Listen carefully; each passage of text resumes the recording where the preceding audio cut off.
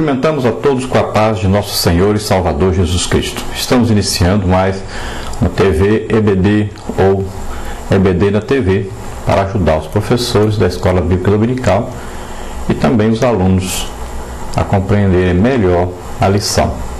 Nós estamos nesse trimestre estudando aí sobre o Deus do livro e o livro de Deus. Nós estamos no último trimestre de 2008 e hoje nós estaremos estudando aí as lições da CPAD. Nesse trimestre nós temos aí como o escritor da revista o pastor Elinaldo Renovato de Lima e o consultor doutrinário e teológico pastor Antônio Gilberto. Nós estamos aí então hoje na lição de número 3 e nessa lição número 3 nós teremos aí como assunto o Deus que intervém na história. A história humana, muitos pensadores, muitos historiadores, muitos filósofos, muitos entendidos dentro dos humanos, né? Eles creem que a história é feita pelo homem, realizada pelo homem, escrita pelo homem, e pensam que o homem está no controle da história, que o homem é o ser mais importante da história. Mas a palavra de Deus não diz isto. E nós sabemos que Deus está no controle de todas as coisas, no controle de tudo. Deus é quem formou a terra, criou todas as coisas, os céus, a terra, tudo que existe. E Deus está no controle de tudo isso. É evidente que Deus está no controle, mas também Deus, Ele deu ao homem o livre-arbítrio. E muitas vezes Deus permite então que o homem faça as coisas da maneira dele. Que o homem seja livre para escolher entre fazer o bem ou fazer o mal, entre construir ou destruir, né? E o homem tem o livre-arbítrio para amar ou odiar, para temer a Deus ou não.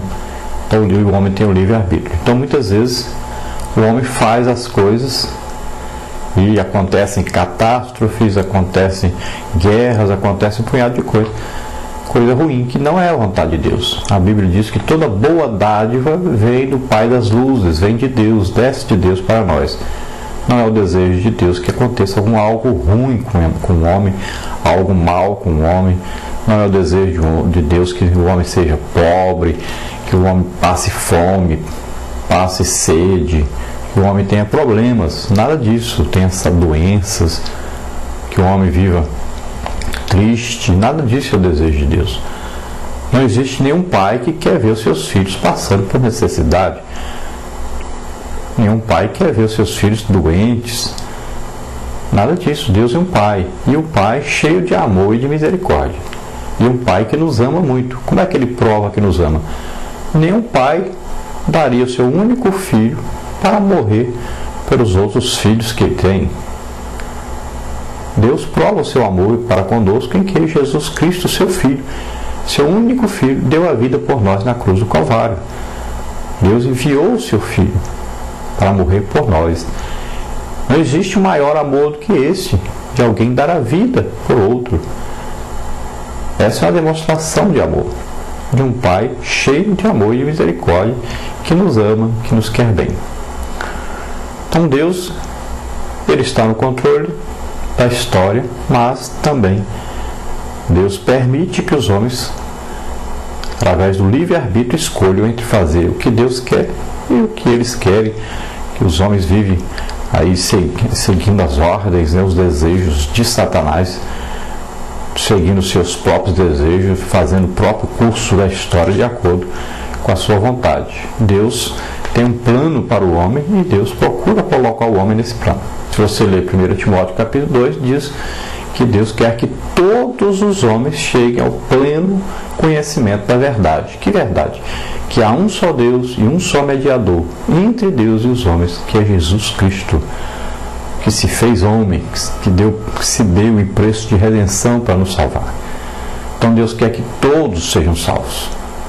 Nós temos aí na nossa lição, então, a lição 3, o Deus que intervém na história, o nosso texto áureo: lembrai-vos das coisas passadas desde a antiguidade, que eu sou Deus, e não há outro Deus, não há outro semelhante a mim, que anuncio o fim desde o princípio, e desde a antiguidade as coisas que ainda não sucederam.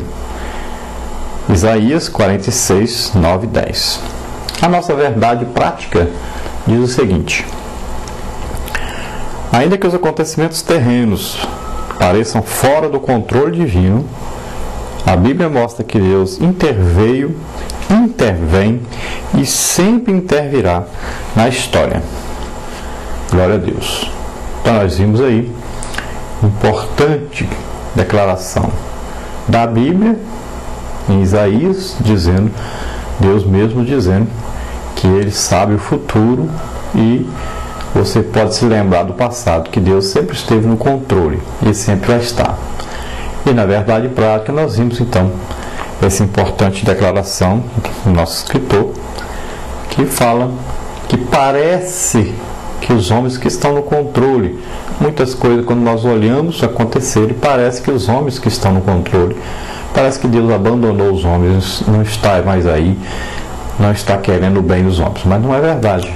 Deus vai aí guiando, intervindo, e nós vamos ver ao longo da história, sempre Deus interveio. Se não fosse Deus intervir, o homem já tinha se destruído, já não existia mais o planeta Terra. Então Deus é que intervém, Deus que vai guiando, vai controlando, né? E o próprio diabo, ele vai até onde Deus permite, nunca ele passa daí. Então tudo está no controle de Deus, nunca passa além do controle de Deus. A nossa leitura bíblica em classe está registrada no primeiro livro da Bíblia, Gênesis, capítulo de número 6, do versículo 1 ao versículo 7. Vamos ver. E aconteceu que, como os homens começaram a multiplicar-se sobre a face da terra, e lhes nasceram filhas, viram os filhos de Deus que as filhas dos homens eram formosas, e tomaram para si mulheres de todas as que escolheram. Então disse o Senhor: não contenderá o meu espírito para sempre com o homem, porque ele também é carne, porém os seus dias serão 120 anos. Havia naqueles dias gigantes na terra, e também depois, quando os filhos de Deus entraram às filhas dos homens, e delas geraram filhos, estes eram os valentes que houve na antiguidade, os varões de fama. E viu o Senhor que a maldade do homem se multiplicara sobre a terra, e que toda a imaginação dos pensamentos do seu coração era só má continuamente. Então arrependeu-se o Senhor de haver feito o homem sobre a terra, e pesou-lhe em seu coração. E disse o Senhor: destruirei de sobre a face da terra o homem que criei, desde o homem até o animal, até o réptil e até a ave dos céus, porque me arrependo de os haver feito.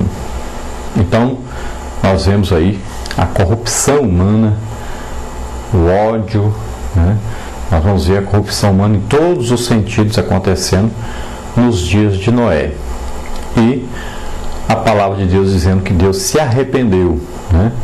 Então, esse arrependeu-se o Senhor Deus, né? Deus se revela então nesses primeiros capítulos da Bíblia como um Deus pessoal para com o ser humano. Veja que Deus estava vendo o que estava acontecendo, estava sentindo o que estava acontecendo, estava entristecido com o que estava acontecendo.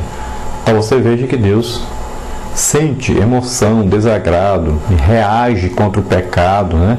Esse pecado deliberado. Deus reage contra a rebelião da humanidade. Agora, essa palavra arrependeu-se, né, significa o quê? Que por causa do trágico pecado da raça humana, né, Deus fez o quê? Deus mudou a sua disposição para com as pessoas. A disposição de Deus era sempre ajudar, abençoar, controlar, fazer com que os homens enxergassem Deus, crescem em Deus. Mas eles não quiseram, viviam na maldade, né? Então o que Deus fez? Deus mudou então a sua disposição, a boa disposição que ele tinha, a sua atitude de misericórdia, de longanimidade, passou então por uma atitude de juízo sobre os homens. Então as essências de Deus e o seu caráter, os seus eternos propósitos traçados permanecem imutáveis. Veja 1 Samuel 15, 29, Tiago 1, 17. Porém, ele pode alterar o seu tratamento para com o homem, dependendo da conduta desse homem. Deus altera sim seus sentimentos, atitudes, atos, intenções, conforme as pessoas agem diante da sua vontade. Você pode ver aí Êxodo 32:14, 2 Samuel 24:16, Jeremias 18:7-10 e vários outros versículos. Nós também sabemos que essa revelação de Deus como um Deus que pode sentir, pesar, né, e sentir tristeza, deixa claro que ele, em relação à sua criação, age pessoalmente. De que maneira ele age? Ele age como no recesso de uma família, né? Que ele pega a família de Noé chamado aí injusto no meio daquela corrupção total que está